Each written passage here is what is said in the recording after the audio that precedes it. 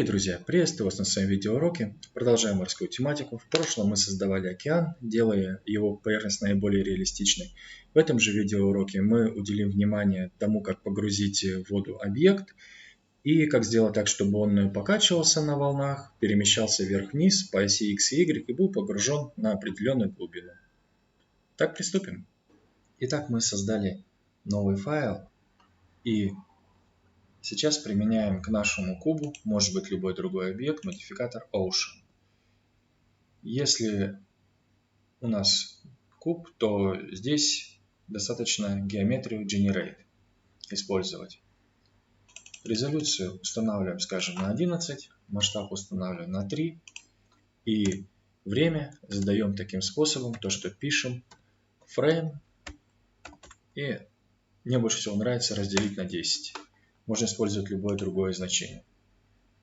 Сейчас у нас анимировался океан. В прошлом видеоуроке я показал, как по-другому задать время через точки и как его анимировать. После чего создаем новый mesh plane. В данном случае plane у нас будет мешем вспомогательным. И куб переименуем сразу в океан. И скроем его.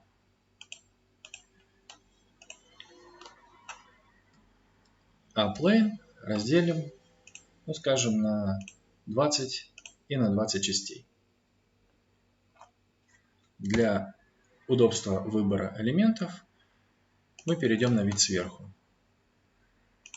Нажав клавишу 7, и чтобы выбрать недостающие элементы, нажимаем клавишу Shift.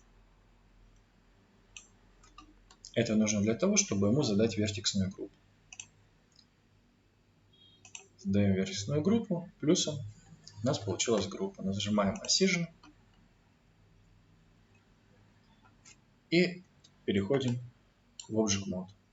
Океан делаем видимым и к плейну добавляем модификатор Shrimp Ramp. Петим океан. Здесь выбираем вертексную группу. Добавляем новый mesh, например, сферу.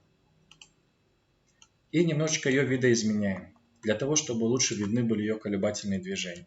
Для этого я перехожу в режим Edit Mode и удлиняю верхнюю часть. Снова возвращаюсь в режим Object Mode и добавляю ей свойство Constraint. Добавляю Copy Location и указываю Plane. Здесь также указываю вертексную группу. Я это делаю для того, чтобы она перемещалась вверх-вниз. Чтобы колебалась, собственно, добавляем Copy Rotation, также указываем Plane и также указываем вертексную группу. Здесь я ставлю для удобства 500 и снова смотрю, что у нас получилось. Как мы видим, поплавок также у нас колебается. Если мы хотим сделать так, чтобы у нас и перемещалось и по оси X и Y, то здесь вместо Near Surface устанавливаем Project и выбираем X, Y, Z и негатив. Смотрим, что у нас получается. Перемещается по X, Y, Z. Но в зависимости от того, как находят волны, он так и поворачивается у нас. Здесь можно сделать так, чтобы он был погружен на определенную глубину, например, минус 0,5. Однако вот здесь мы видим, что он как бы наоборот вверх выскальзывает. Для этого вместо Surface я ставлю Above Surface. И, как мы видим, он у нас находится всегда под водой на глубине минус 0,5. Собственно и все. Всем спасибо за внимание, спасибо за комментарий. До новых встреч. Пока.